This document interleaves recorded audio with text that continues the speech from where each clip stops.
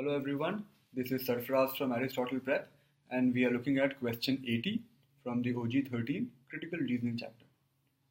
The stimulus says a sudden increase in the production of elephant ivory artifacts on the Mediterranean coast of North Africa occurred in the 10th century. Okay, there was an increase in production of ivory artifacts in North Africa in the 10th century.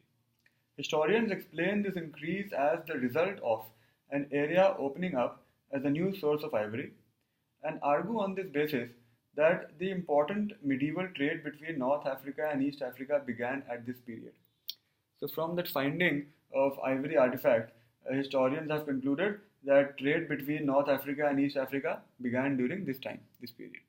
Okay, what's the question then? Question stem says each of the following, if true, provides some support for the historian's account described above except. So it's an except question, which means 4 of the options will support the historian's account that yes, some kind of trade did start between North Africa and East Africa in this period.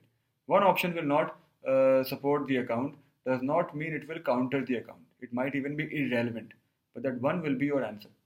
So we need to find 4 options which give some connection between North Africa and East Africa at this time period. So with that thought process, we will look at the options.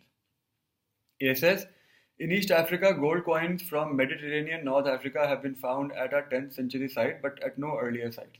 So if the coins haven't been found at earlier sites, it means the connection or the contact between East Africa and North Africa began in the 10th century. So it supports the argument, so can't be the answer. B says, the many surviving letters of pre-10th century North African merchants include no mention of business transactions involving East Africa.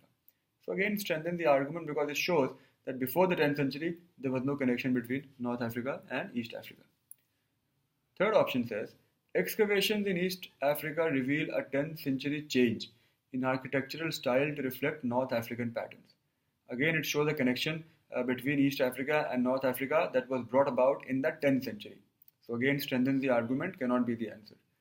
D says, documents from Mediterranean Europe and North Africa that date back earlier than the 10th century show knowledge of East African animals. Now this is a problem because this option is actually weakening the argument.